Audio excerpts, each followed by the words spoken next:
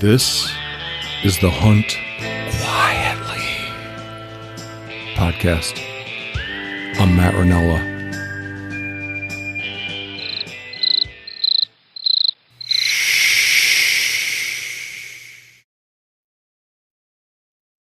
Yeah, this is my Pupalopagus. I love him. My daughter has a corgi. Yeah, she's I think she's the best animal on the planet, including humans. Could possibly be. I know my daughter feels the same way about hers. Do you live with your daughters? Not the one that has the corgi. My two younger daughters are still home, but my oldest daughter with the corgi is actually on a ranch in Nevada. Oh, she married into a ranch? She did not. She married a guy who loves the ranch, and she also loves the ranch and cowgirl. And so they got married. They quit their jobs and they got married, and they went and got a job in Nevada on a huge ranch, just a giant ranch. And they're having a wonderful time. They like to ride horses. They like to ride horses and manage cattle and just all the things that you do on a ranch. They love it. Should have been a cowboy. Yeah, well. Should have learned to rope and ride. That would have been a bad move for me because I'm a little too danger prone. I went to my wife, her family owns a guest ranch and in Clearwater Junction. You know where that is? Oh, I know it well. Yeah. Oh. It's not super far from Chodo, I guess. Yeah. Do you know the Paws Up Ranch? Yes, I do. Yeah, it's right behind that. It's called the ERL. And I don't know anything about the Paws Up. I just know as you go by, you read their big sign, Paws Up Ranch. Yeah. So that's what I know them. We went to Kenya last year and it was up for a horseback riding safari. Yeah. That's what it was for everybody else, but she wouldn't even let me ride. Because you're accident prone? Yeah. Yep. I am probably better off leading llamas than riding horses. Sure. And you like llamas. You enjoy that. Oh yeah. Yeah. Yeah, I love them. I'm getting a new one next week, which I'm pretty excited about because one of mine broke his leg. So I need a replacement. Boy, that's a bummer. I've not really been around them that much, but they're pretty good for pack animals, right? I mean, yeah, they haul a good amount. They'll haul about 80 pounds. Oh yeah. And then I picking them out with those dog corkscrews, that you so they can go around and around. Yeah, and then a 20-foot tether. Sure. Do you have to? They're real self-reliant, Yeah, you don't need much feed, right? They can kind of pick at what they need. Yep, as long as there's no snow or there's not deep snow, you don't have to pack any feed for them. One time I had them go 8 days without drinking a sip of water. Wow. Horses, you gotta lead them to water twice a day. Yeah, we have horses. We go to the mountains with our horses, and it's another job on top of being in the mountains, just dealing with your horses. I mean, you try to hunt and whatnot, but someone essentially needs to stay in camp. And so that's how your daughter got into horses. Your family owns them.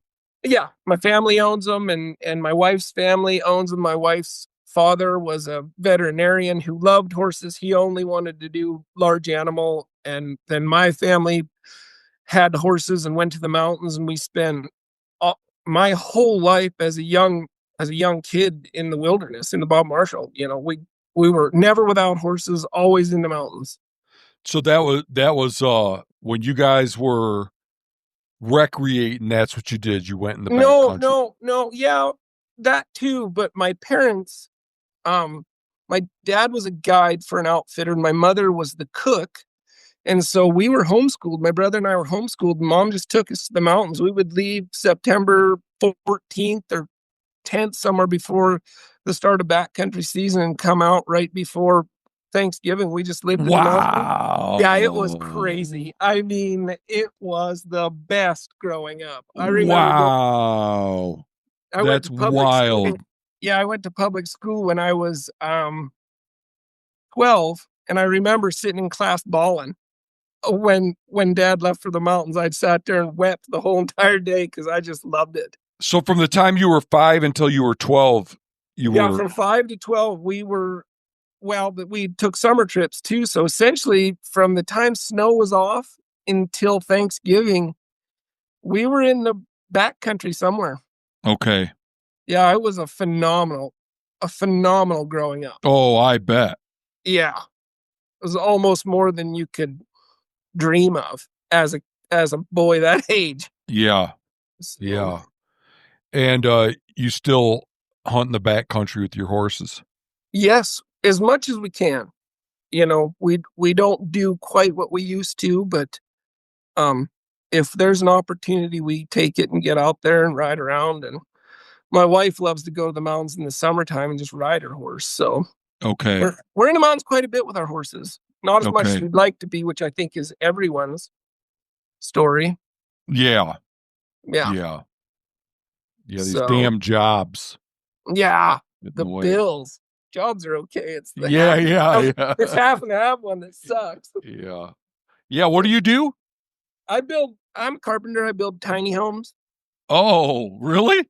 Yeah, I spent years. For years I was a foreman on a giant bison ranch. But then that just kind of, as time went, just wasn't somewhere that I should still be. So I quit that and opened up a contracting business, and then um, got approached and by a guy who builds tiny homes. So I just work in a shop all day, and Oh, so you see. build them and then bring them to where they're. Yeah, oh yeah, they're super super easy to move around. We just lift them up on some tractor cylinders, back a trailer underneath, drop them down, and take them wherever we need to go with them. What are the dimensions? Well, we do a 12 by 24, and then there's a shop that's affiliated with the business in Livingston that does a 12 by 24 or a 16 by 24. Okay. So that's Yep. like two of me by 4 of me. Yep. That's it. You Yep. you got a shitter in them Yep. They got a shitter and a kitchenette. and Um, a shower. Shitter, shower, kitchenette. Yep. Man, And then I could so easily live in that one if of those. if I wasn't married and I didn't have my children, that's what I would choose to live in.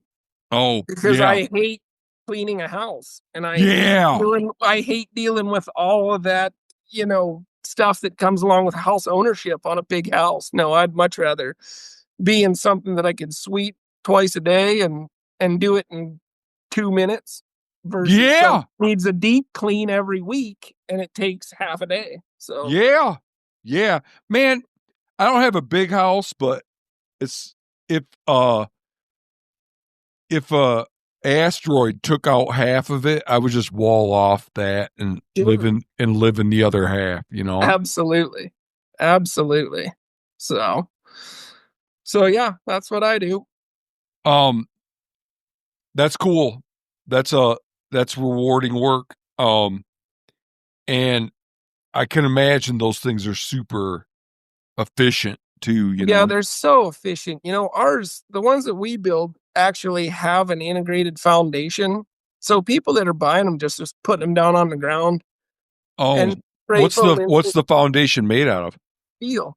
It's a 4 inch, 4 inch high tub that goes. It's the whole dimension of the floor plan, and Okay.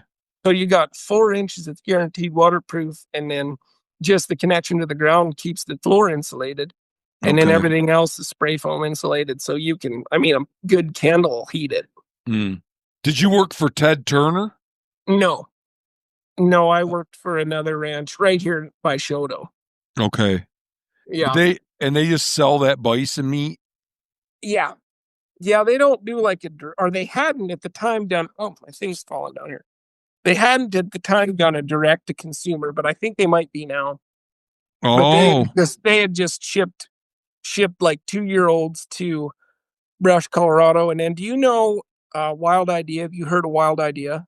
Mm-mm. They're a bison meat company out of South Dakota, and they have a mobile kill truck, and they would come and buy 40 or 50 2-year-olds and just come and kill them right on the ranch and leave there with them. You know, a USDA person would come up and stamp them when they left the ranch. It was a stamp bath. Oh, So huh. yeah, That's interesting. it was kind of cool, really. Um, I imagine that there's some danger in ranching bison. Yeah, it's a lot more dangerous than cattle, but I think, I've done both. In high school, all I did was work on ranches. Um, so yes, it's more dangerous, but they're way more user friendly. I mean, if you've got good corrals, you essentially just don't touch them. You just let them be bison, Oh, which is yeah. nice versus a cow, which needs, pampered, Yeah, almost that makes horse. sense. Yeah, That makes almost like a sense. horse. You got to be with them during calving. You got to have a barn for them and all this stuff. And with a bison, you just let them be bison. Just Right. keep your fences tight. Yeah. That's Yeah. about the extent of that. I love ranching bison. I loved it. It was Yeah. the best ranching. It makes perfect sense. They're like, they lived out there for thousands of years without our help. Why would they need our help now? Yeah, and I think from what I saw, and I'm no expert in really anything, but they converted the native grass much better than a cow did. Converted into Oh, feed efficiency, like yeah, into protein, making prairie gain per grass pound of protein. feed. Yeah, it just seemed like they were really, really, designed for it. They're a really good animal to be running on these prairies because that's where they came from. That's Yeah. what prairies sustained for years. So long before us, Yeah. How old were they when you slaughter them? too. So Okay. you do have to keep them quite a bit longer than a cow. Is a Yeah. At 2 years of age is a bull just as good at eating as a cow?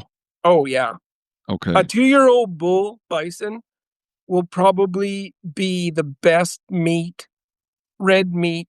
Well, and I can't speak for you, but for me, it's the When I best. say cow, I don't mean bovine. I mean cow bison. Absolutely, Okay.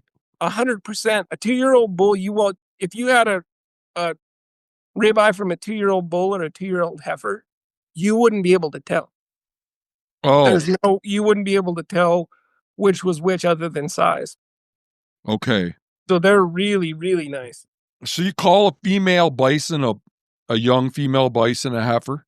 Yes. Okay. Until they have a calf, they're a heifer. The And then reason I ask that is because didn't the Native Americans basically only eat cows?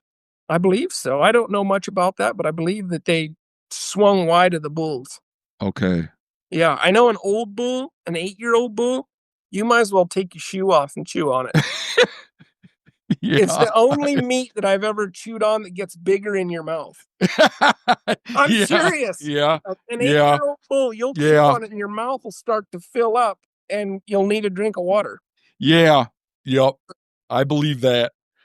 Several years ago, this rancher gave these friends of mine and myself a bovine bull, and it was like that. I mean, you Yeah. needed a titanium jaw. Oh, yeah, they're only good for burger. Oh, Yeah. yeah. We They just need ground. we Yeah. made stupidly. We did cut some steaks and freeze them, but then we ended up just grinding all of that. Yeah, we had a couple incidentals on the ranch there where an old bull would die. We'd have to shoot one for one reason or another. And one time we got the idea to take the backstrap out, and it was awful. Even that.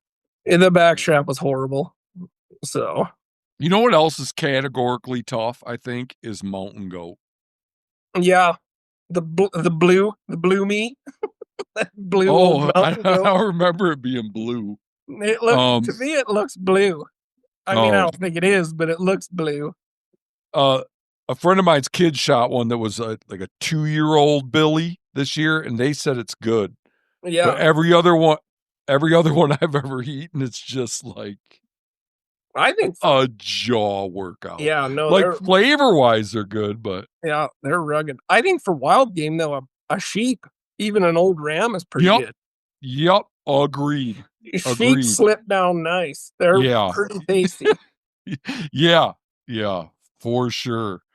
I don't mind chewy meat, as long as it's not like exhausting. Right. When your jaw comes out hurting and Mm. you need to have sleep with a mouth guard because your jaw hurts so bad. Yeah, then it's just too tough. Do you know what a catabolic food is? No. It's a food that calorically it's a losing proposition. You burn more calories eating it than you get from it. Like carrots, I think maybe, or celery are Okay. catabolic because Yeah. like just processing it takes so much Sure. ATP. I would go. ATP. Ever heard of that? No. I, it's like the energy molecule of the body. It's been a long time since I had biochemistry, but adenosine triphosphate. So that the ATP that is manufactured from celery doesn't make up for the ATV TPU burn. But like, I could see like a mountain goat steak might be catabolic.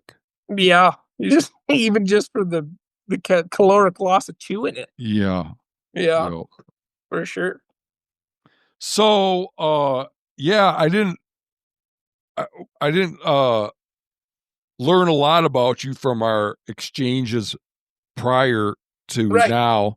Yeah. But one thing that you said that was interesting is you're a big fan of high fence hunting. Well, I'm a fan of it as not as a practice for myself, but I like it in terms of getting a little pressure off of public land. And I actually spent a lot of time in Africa. I spent a lot of time in South Africa. Oh, I was wondering where this. I was like, well, how much is high fence hunting reducing hunting pressure in Montana where you Yeah, live? yeah, no, none here. There is no Okay, fences okay. here. Just, I mean, overall, if there is someone out there that just has to kill something, and there are a lot of people, them, there are a lot of people that have to kill something. It fills a void of whatever. I'm not sure what, but there are killers in the world that cannot go out and be happy with a day of hunting where they don't shoot something. They want it to be a successful hunt, and I just think send them. I'm one of them. You're not Like, happy unless you shoot something? well, okay, let me put it like this. Let me operationalize it. If I could look in a crystal ball and see that I wasn't going to get something some one day, I'd go to work or stay home and do chores. Sure. That makes sense. But do you get your identity? Like, I don't see in you getting an identity of killing something and sharing those pictures with your friends and doing all that. But there's some ego wrapped up in it for sure. Like, Yeah. I don't, you know, I have this entire little platform that I'm trying to build focused on the idea that we shouldn't be showing stranger stuff we shoot because I think it's terrible for the motivations of the hunting community.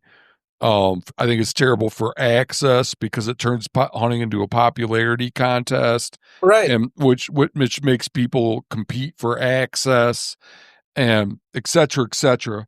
I think it's bad for our reputation amongst non-hunters to be gripping and grinning on. So, like in every, I don't think it's a good idea to use dead and dying wildlife as like a status symbol. But like, I share the impulse. Yeah, oh yeah. I Absolutely. just think it's bad for hunting. Yeah, You know, 100%. Yeah. Yeah. 100% on that. And where I come from the high fence deal is just take the people that absolutely have to do that. They get no deep satisfaction of just being out. what's weird I there is like I can't imagine um showing people something that I shot high fence as a point of pride.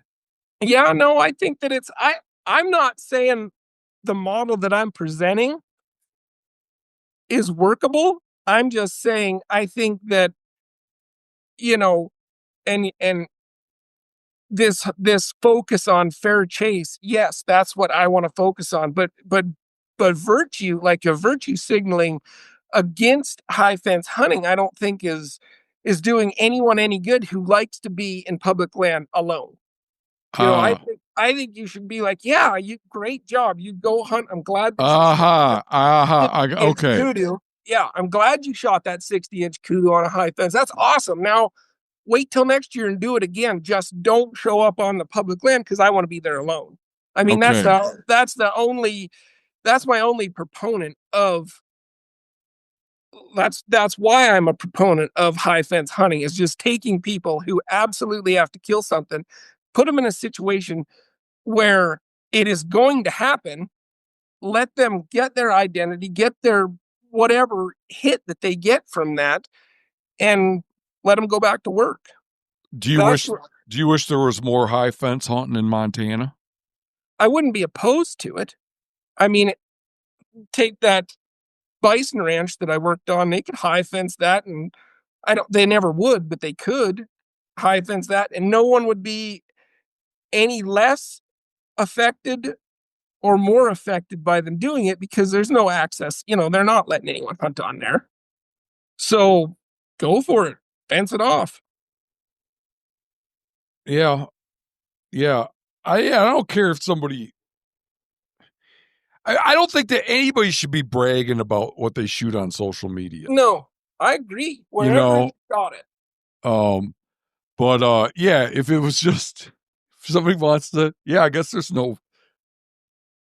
I just like to take everyone that drives up, say a road up here, or drives up and shoots a yearling mule deer buck and drives home. And that for some reason, if they're doing it for food, that's one thing, but not sure beef isn't cheaper than shooting a deer if you buy all the stuff. I just Yeah, think that especially you fly out from another yeah, state. I just think that person that wants to do that, wants to hunt like that, should just book themselves a hunt, a guaranteed high fence hunt, Okay, and take the pressure off of these animals. okay. Uh, so yeah, tell me about your time in Africa. I was just obsessed with Africa my whole life. I remember Like you sat many, around listening to Toto. yeah, that's it. Yeah, that's how I got my obsession with Africa. No, in hunting Watching that movie with Meryl Streep. What's that movie? out of Africa. Yeah, out of Africa. Yeah. Yeah, absolutely. No, to tell you the truth, how that happened, not far from that. But my mother read to my brother and I. She read to us nonstop when we were young, and she loved reading Peter Hathaway Capstick. Are you familiar? Mm-mm. Okay, Death in the Long Grass. Check it out sometime. It's just fantastic Africa hunting writing. And she would just read that to us. Like we'd sit in the tent or at home or whatever, and at night before bed, she'd read those stories to us, and it just dug into me. I just loved it. I loved So Africa. So here I was, you are out in the wilds, yeah, in the wilderness, yeah, like hearing hunting stories on a daily basis. that's it.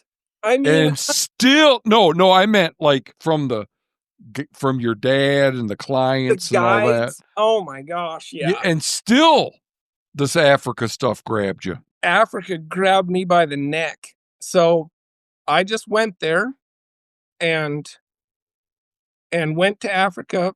How Had a, old were you? I was 19. Okay.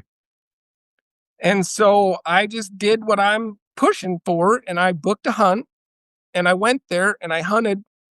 And then they said, you know what? You don't really need to pay for this anymore. Why don't you come back?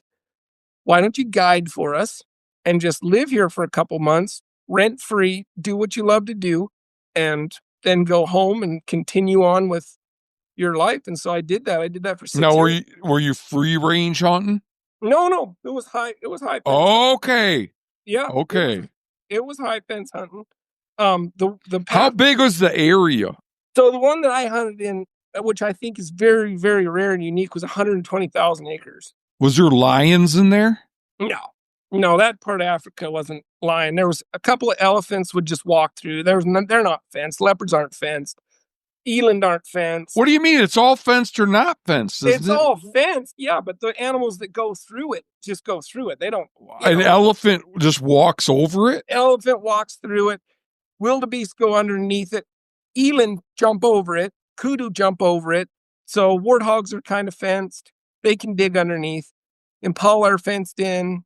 Red hartebeest are fenced in. Giraffe are definitely fenced in. They can't get over it. But everything else, an elephant can get over it, but a giraffe can't. Well, an elephant steps it down. Oh, so what a stay is in the fence. You know what stays yeah, are? yeah. So they just step on the stay and push the fence down and walk across. Oh, yeah, they know exactly how to maneuver. So you must be fixing fences all the time then. They did a high tensile. They used all high tensile wire, so it popped right back up. Oh, it was pretty cool. Yeah, it was really cool how the elephant did that. Okay. Yeah. Okay. That's interesting. But I did for 1 week. The guy that owned the company and I went to Zambia. Well, what country were you in? South Africa, the very okay. northern part of South Africa, right against the Limpopo River. Okay. But we drove to Zambia and we looked at a concession that was not fenced. It was just wide open, right on the Limpopo River. And is that like an African word for a ranch? The concession, a hunting concession. Mm-hmm. It's just a plot of land. It wasn't a ranch. Okay. It was just a native owned plot of land. They call them concessions. Okay. And so we went up there just to check it out and spent a week driving around in deep Africa. And it was the best week of my life. We didn't have guns. We weren't allowed to take guns across the border. We just went and were. And it was absolutely phenomenal. It was the best place that I've ever been. How so? Just it was wide open. There was no safety net. There was no towns around. We went into the little community and hired a couple guys that were game rangers. They just hopped in the back of the truck, just hired them on the spot, drove around Africa, never saw anyone. It was just wild. It was phenomenal. Yeah, that sounds like that'd be way more my speed than what I did. Like when I was just there, I was in Kenya. Yeah. Did you go to parks or were you hunting or what were you doing? No, I was not. You can't hunt in Kenya.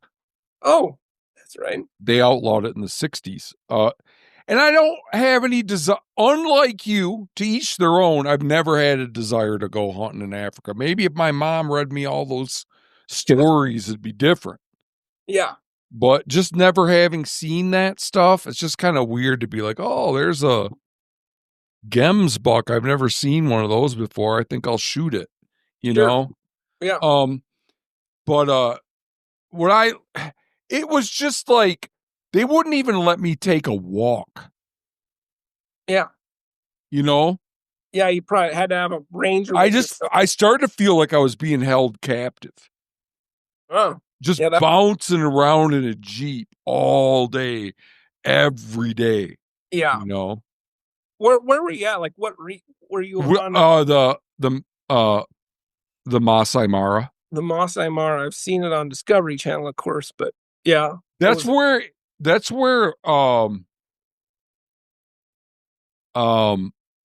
Teddy Roosevelt did all his hunting when he was over there. Yeah. Or at least a lot of it. Sure. Have you ever heard of a book called West with the Night? That's one. If you got a pencil, if you got a pencil, write it down because it is the most phenomenal book. West with the Night. West with the Night. Yep. It was a lady pilot who did all kinds of stuff as a child there. It's just a phenomenal book about Africa. Okay. And it's in Kenya. Okay. It's on my list. Yeah, it's a great read. I just finished a biography about Winston Churchill, and now I'm reading a book. It's called, you may have heard of it. It's called My Life as an Indian. It's about this dude in the 1860s. It comes out to Fort Benton on a riverboat, and then he kicks around with the Blackfeet. Sure. And I just started it, but man, oh man, it's great. Yeah. Have you read I think it's The Long Walk Through Paradise? The Long Mm, Trip Through Paradise mm-mm. by Andrew Garcia. Same situation. He just comes out. It's more by Bozeman Okay. and just marries an Indian lady, and it's such a phenomenal book. Okay. It's on my list too. Yeah, That that's that a great read. I only read about 2 books a year, so you just gave me my you gave me my Okay, I'm done. I won't. 2026 reading Yeah, because list. I read way too much. I got reading narcolepsy, man. I Oh, start I know. reading, I start falling asleep. That's what I do to fall asleep is read a book I've read about 100 times, and then I check right out. But yeah, I read a lot. Okay. So you guys went on a big just kicking around Just looking at stuff in yeah, Zambia. yep. Just I was never there when they met with the chief of the tribe. That was afterwards, but it was a 1,000,000 acre concession. Okay, Wide so open. he was contemplating leasing this? Yeah, he wanted to lease it. Yep. Yep. He wanted to lease it. He actually I stopped going in 2006. So you just went for part of the year every Yeah, I year? went for 3 months. I went for 3 months to a trip because I was on a hotshot crew in Helena. So I had to be home by May. Okay. And so I would leave, February, sometime in February. And then I'd guide maybe one or two hunts. For the most part, I just kicked around there, put up leopard baits, just hung Why out. would you were trying to trap leopards? No, no, they shoot leopards over bait. And Oh. that's anywhere hunting leopards. You either shoot them on bait or you shoot them with hounds. And so I'd put bait up. The Italians, we always had an Italian bunch, and there was always an Italian that wanted a leopard. So I'd put baits out for them.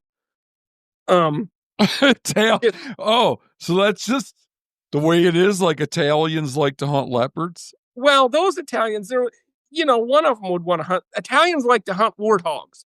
Make no mistake, if an Italian shows up in Africa, they're shooting warthogs, and they're shooting a bunch of them. The Italians For love to. They shoot like a yearling warthog once or twice a day. An Italian, because there'd be huge groups of Italians. It'd be 10 to 14 strong, and they'd shoot 2 or 3 warthogs. These 6-month-old to year-old warthogs, and then a whole bunch of them would stay in camp and cook them. They oh, loved cooking warthogs and sing. They'd play piano and drink wine and sing and cook warthogs all day long. They it loved it. sounds like a mafia thing. Yeah, they loved it. It was There is one of those mob movies where they go hunting. I can't remember which one, but one of I'm those not, classic mob. Oh, you've seen this movie. I just can't remember which no, one it was. I don't know, but yeah, the Italians, they Like were so Goodfellas or one of them. They go deer hunting. I remember, sure. but No, the Italians loved to shoot warthogs. That was their thing. And huh? they'd roast them. They'd have a couple generally, whole warthogs, and they roasted them all day long and drank wine and played the piano and sang. Oh, it was Wow. so fun. There was a count. One time we had a count in camp. He was an Italian count, and he was like 83 years old.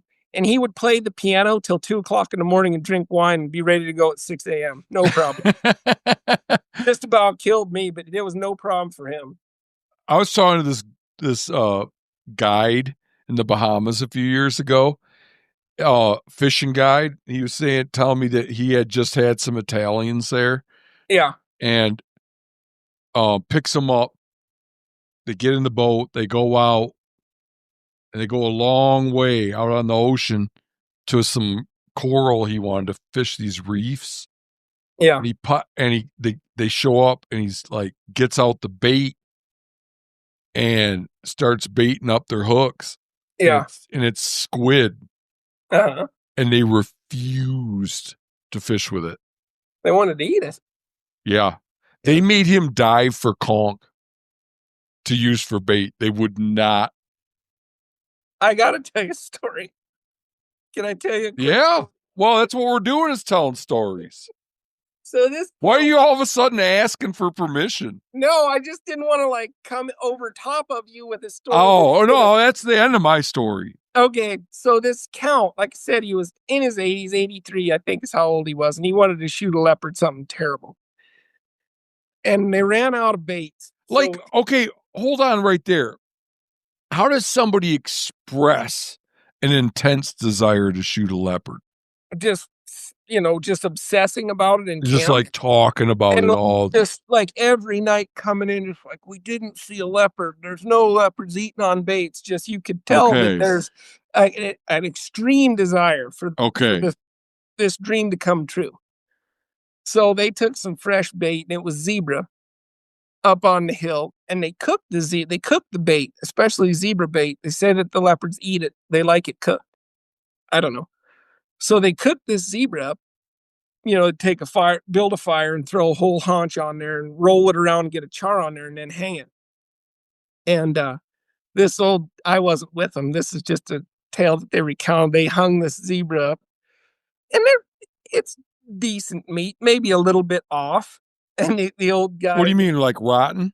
just a little bit, just got a little wang Yeah, to it. bone sour. Yeah, Yeah. sure. But he looked at the pH and was like, "To kill the leopard, you must eat what the leopard eats." And he took a big old knife and sawed off a steak off of that zebra haunch and took it back and fried it up and cooked it. Oh, wow. Yeah, He was serious. he was serious. I ate my brother and I ate a whole sour elk once. How'd that sit? Not well, it didn't cause any gastronomic issues. It was just not fun to eat. But we ate it out of pride. Like, it was when we first moved out here from Michigan, and we shot it right at dark, and uh and I was like, let's not gut it because I don't want a grizzly bear to find it. We were terrified of bears back It then. closed. Yep. Yeah. And by the next morning, it just didn't get very cold that night. By the next morning, it was sour. Yeah. But like with like the way we, the way that we think of like whether or not you killed something or not is if you eat it. Like if you don't eat it, then it doesn't count, Sure. you Yeah. know? So Yeah, we're I like, get that. God damn it, we're going to eat it. We're gonna chew this thing down. End of story. It's like either we eat it or we throw out the horns, which, Right. Yeah. Yeah, um, absolutely. I like that. That's a good way to think about it. yeah. Um, so did he ever get a leopard? Yeah, he got a leopard. It was amazing too. It was amazing. And few people believe this story, but I'm going to tell it anyhow. So they were driving to a bait. I wasn't with them. They were driving to a bait and saw a leopard jump across the road. And so he jumped out and shot it, and then it charged him, but it had a broken spine. So it was charging on two front legs, and he ended up cooling it off right at his feet. He shot him Oh, wow. right at his feet. And they brought it back, and they skinned it, and they called the PH who owned the place, called me down. I was like, "You got to check this out. This is absolutely nuts." And when I got down there, the leopard had one foot, only had two toes on it, and his tail was about 16 inches long, so his tail had been cut off, but years and years ago. There were scars all over him, and there was a little round hole right back by his floating rib, or a little round scar right back by the floating rib, and there was a perfectly mushroomed 30 caliber bullet stuck right here by his collarbone. That was old. Old, oh yeah, completely encased in fat. And it just looked like he Man. got shot through and it just missed everything. I don't know how that would work, Uh-huh. but it looked like he got like a quartering away shot and shot through it, and the bullets was stuck right here. And he was alive, had been alive a long time since then. So What he was was a his warrior. what was his body condition? It was pretty good. He was big. He Okay. was not falling off at all. He was a nice big leopard, but he'd been trapped at least once and lost his toes in a trap. Oh, that's how you figure that happened. Assumptions, yeah, yep. Because the people that have cattle are they don't want the leopards around, so they just trap them. Okay. And then who knows how he lost his tail, but still, Yeah. just a warrior of a leopard. I mean, Yeah. do all that. What a stud! Yeah. Um, They like to eat baboons. Yep. Yep. Leopards love to chew on a baboon. Um, According to the people there, though, leopards like to eat zebras the most. no kidding. Say they love it. They just love that yellow fat. Is what they assumed. Yeah. Would they take down a adult? I don't See, know. I I mean, I'm assuming a big Tom would, but a colt for sure would be on the menu. A 2-year-old probably would be on the menu. yeah. Um, I can't watch wildlife documentaries because inevitably they always show uh like a predator eating a baby. Yeah. And Oh, I get it just fucking tears me up, man. yeah. Yeah. It's something about it.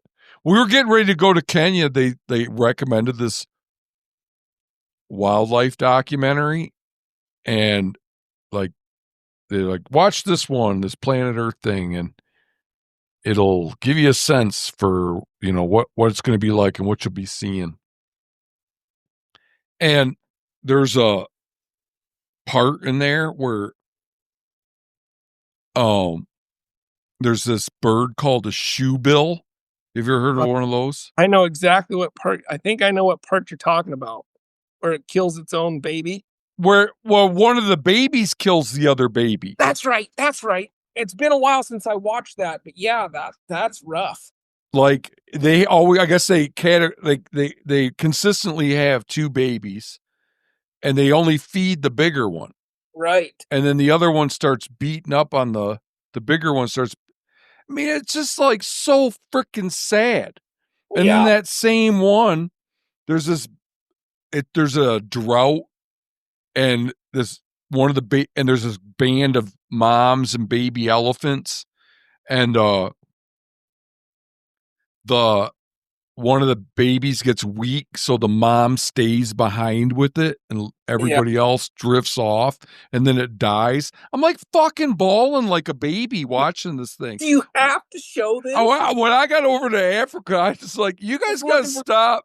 Yeah, You looking know, for dying babies. Yeah. you gotta stop with the like recommending this like horrible. It's so weird. Like, there's really not a just because we hunt. I don't. It really doesn't mean that you're an insensitive person Right. about animal suffering. To me, it's like there's something even more heart wrenching about animal suffering than human suffering because they're so damn innocent. Right. You know? Yeah, but it's a bigger part of their life than it is ours, I think. Yeah. I think the Yeah. suffering on an animal level is, we'll do anything. I mean, look at the medical industry and how it's a boom. We'll do anything to keep them suffering. Right. Right. Right. So warthogs related. Um You cut out real oh, bad. did I hold on one second? Yeah. All right, we're back. So are warthogs are they in the swine family? Yeah. I'm Okay. pretty sure they're, I think it's porcine, porcine. Yeah. Yeah, I Okay. believe so. Yep. Cuz you know how that is. It's like some stuff that seems like it's closely related to other stuff it isn't. Like Right. mountain goats really aren't a goat. Did you know that? Yep. Um Hyenas aren't a dog. Yeah. what aren't a dog? Hyenas, I don't think are a dog. Oh. They're kind of their own thing. I think I've heard that uh javelina are only remotely related to pigs. Yeah, I believe that I've heard that too. Not really looked into it, but I think that I've heard something like that. Yep. Yeah. So what do they eat like the warthog? The young ones eat great. The old boars are awful. Okay. They're just strong. Just everything about them is strong. Okay. But the young ones, especially if the Italians cook them all day, are quite tasty. They wouldn't take any of it home with them, would they? No, no, they ate everything up right there. Okay. Yeah. Um So, uh, tell me some stories about the Bob. Well, I have just so many. I mean, gosh, it's from when I was 5 years old. Um, Is your dad still alive? oh yeah, yep. And He's your still mom alive. too? Yep, yep. But they don't do that kind of thing anymore. Well, they hunt every year. Do I they mean, we really? go. Oh gosh, my dad would never miss out. How old is he? He's 85, I think. We had him up. We went up a couple days. They actually went. He went more than I did this year. He gets on his horse and oh no, no, not 85. He's 75. 75. Okay. I jumped a decade there. But yeah, he's out nonstop. And of course, my mom works for the Forest Service, and she does Oh, hunter she's patrol. not even retired yet. No, she'll die with her Forest Service badge in place. I mean, she will never retire. But she does hunter patrol, so she goes back into the Bob by herself in hunting season. They've got cabins to stay in, but she still travels horseback, still does her own packing, does everything, visits all the outfitter camps, visits all the private camps, talks to everyone. I mean, she's really out and about. Huh. My mom's really hardcore. I mean, she is, if I had to choose between her and just about any man that I know, I'd be like, yeah, I'd take mom. The workload's So, going to be a lot smaller. what's the furthest she gets from a trailhead? Oh, I think it would be Cabin Creek, I think, and it's probably 19 miles. Damn, that's wild. Yeah, oh yeah. And Yeah, she'll just go from cabin to cabin and she goes in and bounces around from cabin to cabin and loves to bullshit. I mean, she loves to talk. So she stops at all the camps and a lot of them like her, a lot of them hate her. She's pretty hard-nosed. So the like, ones hey, that you can't have your animals picketed that close to the creek. Is yeah. that, let me see, is that weed free hay? Do you have your Yep. certification? That kind of thing? My brother and I call her the mustard cop because she's always getting people for bear food storage issues. She's always writing food Oh, tickets. So we call her the mustard cop. But yeah, she bounces around and still is it gets hairs legal down. to leave your food on the ground in an electric fence? I don't know. I don't think so. But Okay. but I'd have to ask mom on that. I think she pretty much sticks with it needs to be hung or it needs to be in a bear proof container, whether the fence is rolling or not. Okay. But I don't know. I could be speaking completely out of turn there. But Okay. I think that she's pretty into it being either hung or in a bear safe container. How many nights will she be out? I think she's usually out around between 3 and 5, Okay. but I think 5 is a long time. That she generally is in and out pretty quick. Yeah. What a But fun job, man. yeah, yeah, she loves it. That's why she'll never quit. She loves her horses. She loves her little circuit there, and for the most part, she likes all the people that she runs into. But there are some that just aren't going to abide by the rules, and so they fight. And like I said, she's a little Scottish lady, not from Mm-hmm. Scotland, but her blood is all Scottish, and she can get stirred up real quick. Okay. Yeah. So Uh, you know what I always thought would be a cool coffee table book would be I love coming across a hunting camp in the summer when it's dormant. sure. There's no one there. You just like, oh, look, Yeah. maybe you find a can of beans in the Yeah. crotch of the tree or something. There's their Yeah. wood. Oh, there's their poles for their tent. You just can Absolutely. kind of, oh, there's a table. They got a chunk of plywood um, and you just kind of you picture what it would be like when Yeah. they're there. Yeah. Like, I think it'd be cool to have it be on one half of the page, it's dormant, and the other Sure. half it's set up. Fully functioning. Yep. I like that. That's a really good idea. Yeah, I just love, and they're always in the coolest spots. You know, Yeah. it'll be some nasty, craggy, steep area, and then there'll be Yeah. one flat spot, and there'll be a camp. A You tent. know, Yeah. Or site for a tent. Yeah. yeah, Yeah. All the camps that we were ever in were all extremely nice. They were all outfitter camps until mom and dad quit doing that. But all the outfitter camps are pretty primo spots. There's always a good creek, always good water, always good horse feed. So there's a meadow somewhere close. Usually the outfitter camps are pretty nice. Mm-hmm. Uh, So, has the hunting gone downhill in the last 20 oh my years? gosh, downhill isn't even a, That's an a understatement. it's an understatement. In the last 10 years, it's awful. That's why it's hard.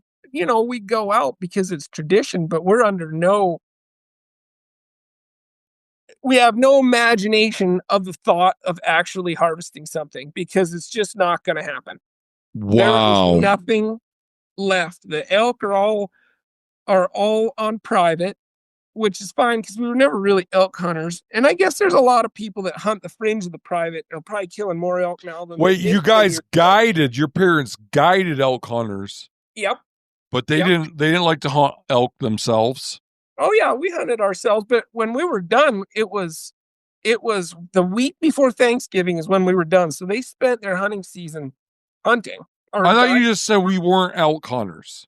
What's that? I thought you said something like we were Yeah, never. we shoot an elk when we're hunting, but we hunt mule deer. Okay. That's that's what we're going for is mule Okay. deer. We love to hunt them, love them, and there's just none left. There's no mule deer left. I mean, it is sad. I remember, gosh, in the 90s, you'd go out, you'd see 100 deer on public land. And now we went out, spent a whole day glassing, saw 6, no Mm-hmm. bucks, a little forky or something. There's just nothing left for mule deer. Yeah, it's like you get the impression from everything I hear that it's a nationwide, range wide. They're down, right? Yeah. So this is where I get confused, um, because it's like,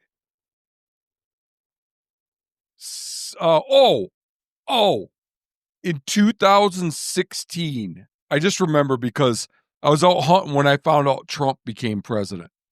And so I remember waking up and hearing the election results in the middle of the night. And I just like, I know where I was on November 5th, Yep. 2016. And on that trip outside of Miles City, about 50 miles, I was seeing 30 or 40 mule deer a day. Yep.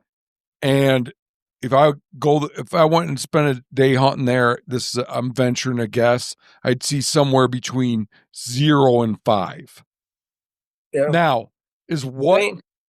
is what caused that here the same as what's caused that and everywhere else? I'm not sure why it is the way that it is, but it is Mm-hmm.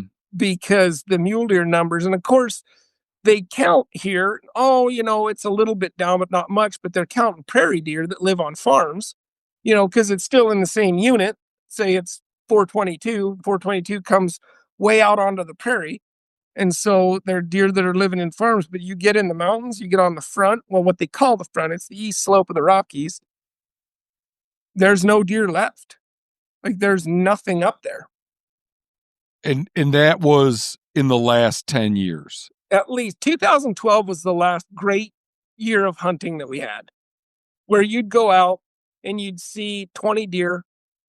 One or two of them would be a buck that you'd have to look at. Mm-hmm. Be like, we should really take into consideration this deer. Right, right, And right. now I haven't seen a buck that I've considered in years. Not even Man. not even a second look at it.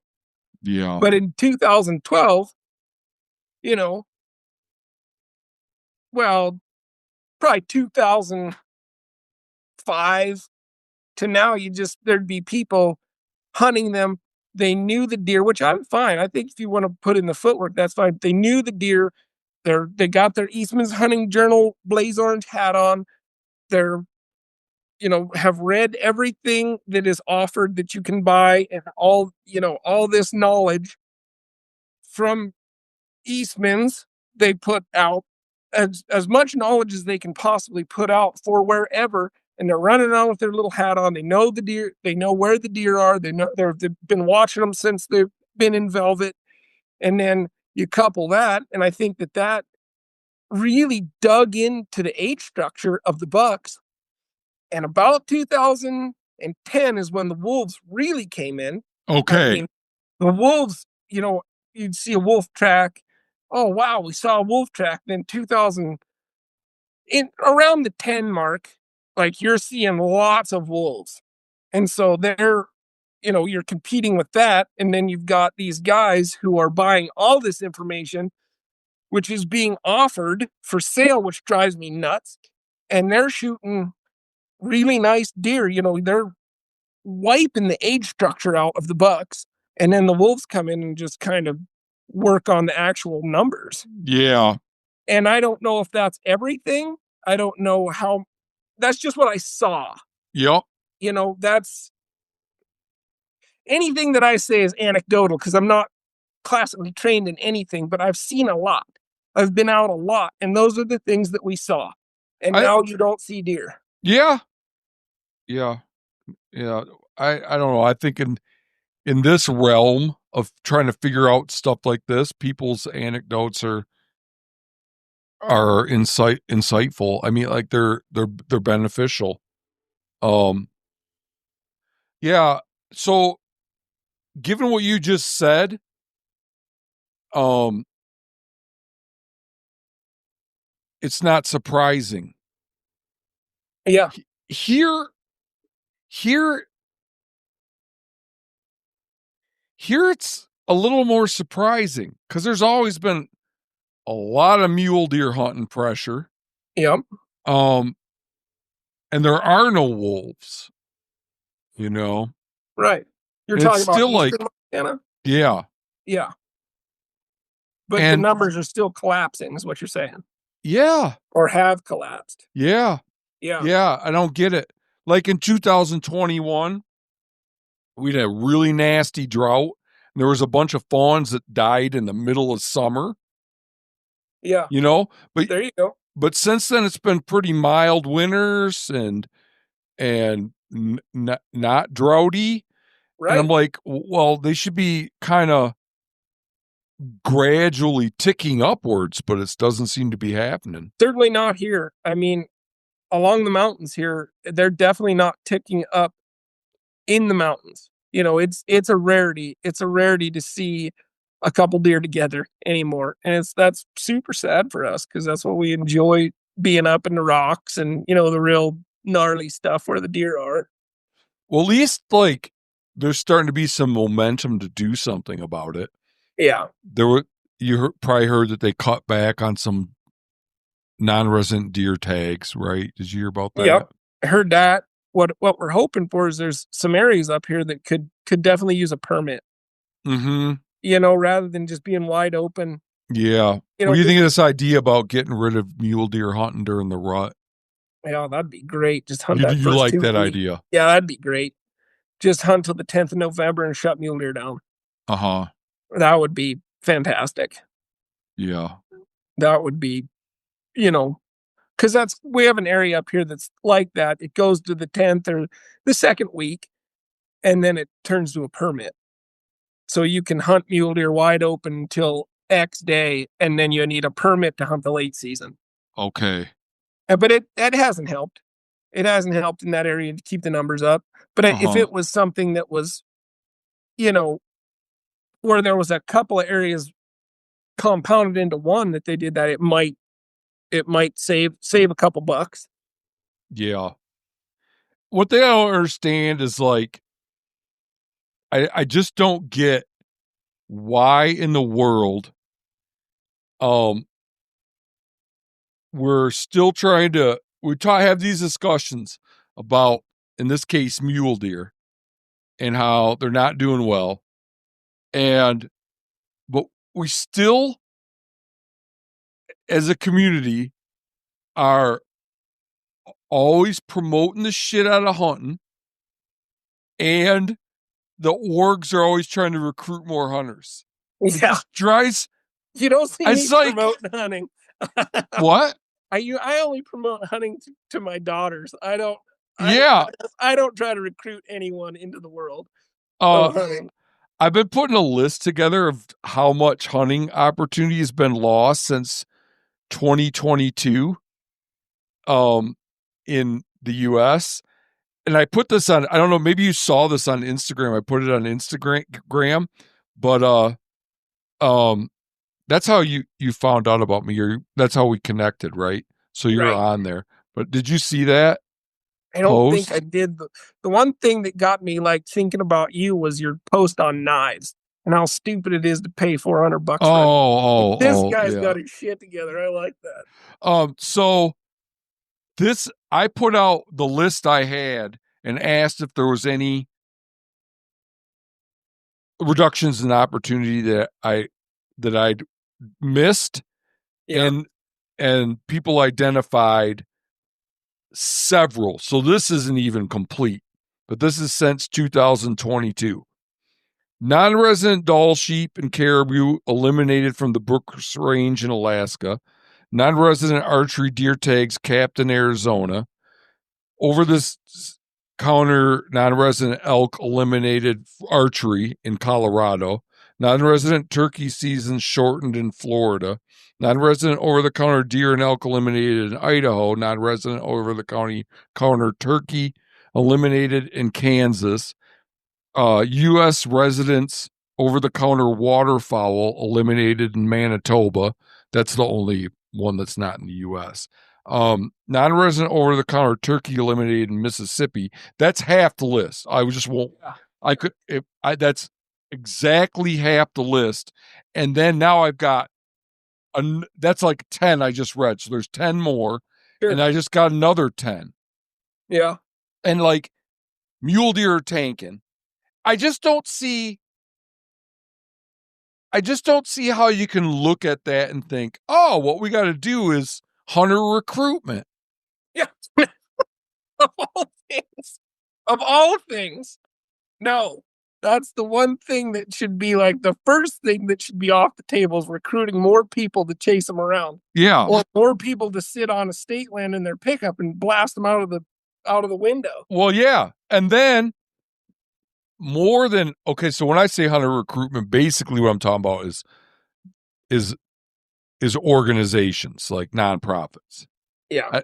But then I think, but compared to the BHA's hunter recruitment efforts or the hunting heritage hunter recruitment thing from RMEF, that's their name of their, Okay. or anything, they're that's what their recruitment arm is called, hunter heritage, and all these other orgs, turkeys, ducks, pheasants. I think of their effect on hunter numbers as being inconsequential. What brings people into hunting, outside of family and friends, Right. is media. Yeah. Oh my gosh. Way more. 1,000%. Yeah. 1,000%. Media is a rough deal on a lot of different communities, but hunting is at the top of that. And then these guys, these media people like my brother and Newberg and all these other guys, get to be lauded as conservation heroes, even though what they're doing is the supply is so far outstripped by the demand. Yeah. And wow, they're pumping the demand, and they're pumping the demand more. Yeah, more demand. Sure. And they get to be conservation heroes. I don't get it, man. It doesn't make sense to me. Well, it's odd too because there's a certain amount of people that watch that, and I'm not commenting on anyone personally, but they watch these hunting influencers and whatnot and put them in like this untouchable amount of knowledge and untouchable whatever they say is gospel. Is sacrosanct. Yeah. Yes, you don't whatever so and so says is how it is. Do you know what the Cambridge Dictionary's word of the year is? What? Parasocial. You know that word? It's like where you feel like you have a relationship. Oh, jeez. Yeah. With a celebrity. Well, and look how those celebrities start their everything is started with, "Hey guys, Oh Hey yeah. guys, Oh hey yeah. guys, Yeah. Yeah. you Yeah. don't know Y- who I am. Yeah. Don't Yeah. hey guy me. Just do what you're gonna do, kill what you're gonna kill, and go on. I don't watch Yeah. much of it, but Yeah. you can't be on Instagram and ever look at anything with mule deer or elk up and not get a couple hey guys, Yeah. someone Oh yeah. on there trying It's to yeah. trying Yeah. Yeah. trying to capture Exactly. it in. Like Yeah. It's yeah, like my 20s and 30s are receding into the recesses of my mind. Like how I thought back then is kind of hard to track. But I would have been I know I had a little bit of that. sure. Yeah. Oh, for sure. Me You too. know, like, well, 100%. so and Yeah, so said it, you just they're the absolutely. Yeah, then you it's get like older. If you got two brain cells to rub together, as you get older, you you stop taking people's word for oh shit, man, man. I'll tell you, the more there's social media, the more I can't trust anything. I don't even trust some I hear on the radio anymore. Like Yeah, there's so much misinformation. So yeah, it's crazy. I don't even know what my kids are going to end up growing up in, because not just in hunting, but social media oh yeah, all over. Just like yeah. what kind of people are they going to deal with? What kind of people are they going to become? We try to regulate it quite a bit, but How old are they? I've got a 21-year-old, which is The one on the out, ranch. he's out of the woods there, and then I've got a 16-year-old and a 14-year-old Okay. Do you do anything to try to get them to like discriminate between bad and good information to teach them that skill? too. We try to, but there's so much information. Like it's to me, almost all information is just bad right now. If Yeah, you see it on a screen, yeah, don't take yeah, it to heart at all. I mean, there's been, gosh, all kinds of stuff that was just gets them stirred up beyond what a 14-year-old should be stirred up to. yeah, And then we have a talk about it. yeah.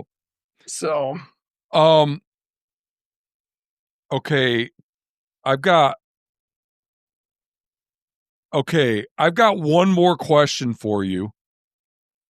Um, is there anything else you wanted to cover? This oh one no, might take a few minutes. this has Uh, been super enjoyable. No, yeah. hit me. Um, how am I doing? Does this have any chance of doing anything positive? Yeah, I love it. You're doing great. Could it potentially have a positive effect? On the community of hunting? Yeah. I hope so. What I wanna see, what I'd love to see, and what even got me thinking about being on anyone's podcast is to take the shooting and the killing of animals and turn that into oral tradition and bring it back to just storytelling in between people. I think that's invaluable. I Yeah. mean, that can even be misinformation, just good fashion old stories. And I think there's no, there isn't like this visual element that you're going for. But I think we've told some pretty fun stories tonight.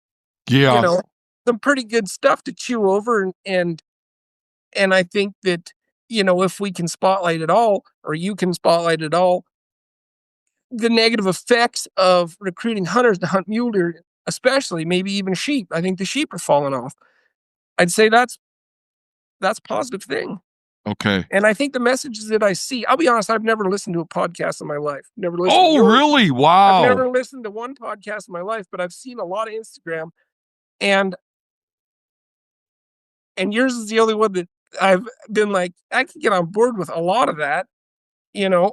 And like I said, I'll just reiterate, I think that oral tradition needs to be brought back. I think that the enjoyment of a hunting story should be a story, Mhm. not a visual stimuli, you know. Yeah. Completely, a lot of it is making people delusional, because they're seeing these giant deer, and they're seeing these giant elk, and they're all getting shot. And it shows that it was 786 yards away, and it shows you what caliber and all these things that feel like a benchmark that need to be met, when in fact it should be a 30-30 with your granddad, and it should be whitetail on a creek and get started that way. Yeah, And so yeah, that's an interesting thing to think about unpacking. Like, what is the difference? Okay, so it's funny that there's there's so much lying in visual hunting media, like video hunting media. I I mean, don't I think know that firsthand, because of like hanging out with the meat eater guys. There's just, and if they fib, and these guys, because those guys have a lot of integrity, then everybody fibs, and you know, absolutely. Yeah. um, and just bold faced fucking lies. Um, so I don't know, like like when I talk to you and you tell me a story, I'm like, I'm inclined to believe you. You don't have a reason to lie. Right. I'm not But making any but money when off of but it. if you have a monetized YouTube channel and you go out on an elk hunt and you wound two bulls with your bow and then kill the third one, I Yep. mean, first of all, it's extremely consequential that you wounded those two bulls. And didn't just punch your tag Uh, and be done for the year. uh, Yeah. I mean, it's not like something that you would just, you leave it out of the video like you left Sure. out when you went and took a shit, you know? It's like that's an important freaking thing that happened on the hunt that Right. you're leaving out, Right. you know? But they Yep. do leave that out, Oh, there's your kid. So like, and it's so easy to do. You just turn the goddamn camera off. But if you're having a conversation with a fellow hunter, Yep. then it's going to be way more honest, Yep. You're not trying to sell stuff. You're not trying to convince a bunch of strangers that you're the sum of all knowledge about hunting and that you got it all figured out and you never screw it up, That's you right. know? That's right. No, that's why I just can't say enough that telling stories amongst people, especially face to face, is so much better for the community, for the individuals than any of the monetized, like you say, because you know that there's a lot of fibbing. There's a kid here in town who's on some shooting team, blah blah blah. And I think he shoots some new cartridge. I don't know what it is, but the story that I got is he did wound two bulls. And his granddad finally shut him down. He's like, "You're not doing this because you're not shooting elk at 200 yards. You're actively trying to get them at 800 yards. Yeah. Oh, that's yeah, yeah. I'm a better hunter Now, because I'm I'll shooting be honest, I have wounded two bulls with a bow multiple years every with a everyone bow. that Yeah, but everyone that's still. hunted. Yeah, everyone that's hunted's lost game. Like you just can't. Even if you're hunting with a bazooka, you're still going to lose game. Yeah. This is how it is, and that's the truth of hunting. Yeah. It's not seeing the vapor trail arc up out of the camera and come down and hit every time. That's not the truth. Yeah. That happened once that year. You're not good. Not you personally, but the watcher's not. You're not Yeah, going to man. do that consistently. Oh, Is that? this kid needs a firm talking to. Yeah. Well, Like, his granddad supposedly, because his granddad has a big ranch, shut him down. He's like, "You're not hunting here anymore. You're yeah, not. We're not doing this crap." yeah, good for him. You So just gave me an idea. We need a second um podcast on the Hunt Quietly Network just devoted to telling hunting stories. yeah, and I'll tell you how I got here. I'll tell you how I got here if we got a minute for that. Yeah, I'm in no hurry. I was just sitting in a cabin. My wife's family has a cabin, and I took my two nephews hunting, and we sat in there, and the boys, they're 16 years old. They both sat for hours listening to me tell hunting stories. They're like, "Uncle John, you've got to try to get onto a podcast because these stories you have are great." And it like you could tell they were perfectly content listening to me tell stories about it when I was a kid, listen to me tell stories when I was in Africa, listen to me tell stories about last year. They were perfectly happy with that. I was like, Oh, this is what needs to happen. Like, this is where hunting needs to come back to. Like, yeah, there's a this is, place for storytelling and hunting. Yeah, I'm not, that's not, yeah, it's never been my contention that there's not. And like, there's a place for the written word in hunting. 100%. I just don't think that there's a place for dead and dying animals like trotted out to strangers, you know? And glorifying it to that level, glorifying it to the level of where they're breaking it down to what bullet you were shooting, how far it was, how much the animal scored, which is always bullshit. Oh, and the worst of all in my mind, I agree with everything you just said, but when you're selling, when you're looming over a carcass trying to sell me something. Like a $400 knife.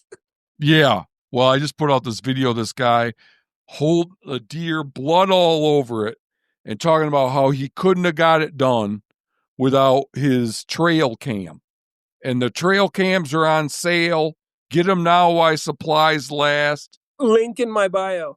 Yeah. And like, Link in my bio. is that really the appropriate orientation of a hunter to the natural world? Is to use the fact that he just killed something as a marketing opportunity? Well, I just think that's so fucked, man. yeah, I can't agree with it. I mean, I know that what they're selling is effective as much as I hate to say, because I would rather see people with an open sighted 30-30 and their wool coat on than with GPS, or not GPS, but No, satellite I'm not saying it's connected. not effective. I think the technology has gone too far, you Oh, know. and that's the But point that but I I'm was not, getting to. but it's just like it's. I here's what it is. It erodes the sacred element Yeah, of hunting I think when there's you're using a carcass as an advertising prop. 100%, 100%. And I think you brought it up perfectly. What does that say? How is that going to be received by someone who may possibly one day lobby against hunting as one of our, rights or privileges that we have living where we live? I mean, they're going It's to be almost enough to make it's me going to into an fire anti-hunter. the fire them up to shut it Yeah, down. It's going to yeah. fire them up to shut it down. Yeah, it makes me want to be an anti-hunter when I see somebody trying to using a corpse to try to sell me something. It's just Yeah. like when I was a little kid, I got into hunting and fishing. I thought it was cool to go out and get something and then cook it and eat it. And now it's like I got these people like bastardizing it by trying to like, oh, look at this thing I shot. Go buy my stuff. And you can do this too. Yeah, And you can shoot this animal too. Yeah. yeah. It's Yeah. gross. I No, don't it want to get is. all Greta Thunberg about it, but it's I gross. do it. You know? It's gone too far. It's gone too far. It's gone too commercial. My dad said that in the 90s. Said hunting's becoming commercialized. Yeah, you know And what's funny? That's he go nailed ahead. it. Yeah. He nailed it. Oh yeah. He nailed it. There's dudes, my friends in this town where I live, their dads. They've I've had multiple friends here that told me when their dads when they first started there started being these TV hunting shows. They're like, this Yep. ain't good. This ain't Yep. good. Like I said, the early or mid 90s, my dad knew. He's like, it's commercialized. It's going to be a big business one day. And he nailed all of it. Yeah. Like, Yeah. Well, and that could be true. All that could be true, and it could be um not detrimental to the hunting community, to the agreed. grass, but it turned out that it was. It turned out crazy. Yeah. Yeah, but your 100%. dad, I imagine he wasn't saying, "Oh, it's going to get commercialized." Gee golly, that's great. He was probably like, "Oh, this This ain't good." good. Yeah, Right? that's exactly the tone that he was taking. This ain't gonna go good. This is gonna change the landscape of what we enjoy. 100%. It's gonna change it, and it did, and it has. I mean, there's no time that you don't go to the mountains that someone isn't, even though there's really not much to hunt, that you don't cross paths with a handful of people with something. I'm not picking on your brother, but they're wearing a meat eater. They're wearing an Eastman's hunting journal. They're wearing whatever else. Everyone's always wore Cabela's. Like you always see Cabela's. That's been since whenever. But it's that, you will see every day you will cross paths with someone up here that has a piece of merchandise on it. Yeah. That it's a specific piece of merchandise for whoever they've canonized as their spiritual hunting leader, they're buying that guy or that girl's merch. Yeah. Yep. So, Parasocial. yeah, yeah, I like it. I like it, and I think the more social media is that, the more parasocial everyone's going to become, or a huge majority of the population is going to become. So I'll end with a proposal that I don't think you're gonna bite on, but I think you could consider, because you're a well-spoken guy and you got a lot of stories yourself. You could consider um familiarizing yourself with the podcast landscape, like listening to them for a couple months. Don't listen to hunting. Don't listen to. Yes, okay. But I could give you some to listen to. I don't listen to any hunting podcasts. Okay. But and it's not like I'm not going to listen to that shit. It's just they don't grab me, you Yeah. know. Yeah. But and then you could start we could start a second one and you could host it and it'd be about hunting storytelling. I love it. I love it. I 100% you, if you can just email me some stuff that you like, some formats that I can listen to and become familiar with that format. I think we should get back together and just tell hunting stories. Yeah, you'd be the host of this other one. Okay. We'd have two. Okay. Or maybe we just have one. I don't know. We could do a storytelling episode intermixed with this other kind. So Okay. yeah. Yeah. I think we should do that. I think that's a great idea. I would be all about it. Like it could be like here would be the lowest input version of this. Okay. Is that we, with the storytelling ones, we find a guest and then you and I have them on, or you have them on, or Okay. and we just get him on there and he tells a story. We ask him some questions and that's it. Sure. Sure. Or it could be a whole other podcast. But Okay. you're right. You're right that there is a thirst for storytelling and hunting, Yep. and I Yep. don't think that that's negative. No, I believe that there was cavemen who told the story of the Yeah. day. Well, And it just was because something's entertaining. old doesn't mean it's good, though. Truth. I'm I just mean, saying. genital mutilation is old. You know, Truth. I'm just saying murder's old. it's traditional. In Yeah, terms of yeah, storytelling, I believe is traditional. yeah. So Right it's now. something to think about. Yeah. But yeah, if I forget, send me an email and remind me. But I'll send you a few podcasts you could check out. Perfect. All right. Well, hey, John, I really appreciate it. Hey, what's the weather like over there? Is it just? Oh, there's just trees falling everywhere. Some people, we have power, but the north end of town is out of power. Yeah, ladies and gentlemen, as we sit here and podcast on December 17th, it is Herculerkin across the state of Montana. Yeah, right. Yeah, my modular home is at risk of blowing over right now. Yeah, Browning just north of us hit 100 today. Damn. 100 miles an hour. It's weird because I don't think of winter weather as being super windy. I think of summer, you get in the or spring, so it's kind of weird. It's a raucous fair around here because it's just ripping trees down, and nothing like the west side. I saw a couple of videos today that it was just the trees just look like dominoes, but they don't have wind like we have. Our trees are kind of prepped for it. When I jumped on with you, right before I was looking at the weather in Billings, or looking at the news, and in Billings they showed some trees down and a semi had tipped over. Yeah. Holy shit, is this boring for the listening audience? Here, the listening audience is listening to weather. Thanks for saying. From a state that they don't even live in. That's going to be like weather that happened 2 weeks ago by the time this podcast comes out. Yeah. So if we're going to become co-hosts, So Yeah, we gotta avoid stuff that's gotta this avoid the wet, boring. avoid the boring stuff. No, we'll just tell stories from here on out. Next Uh, time we're on, I'll tell you about the grizzly bear this spring.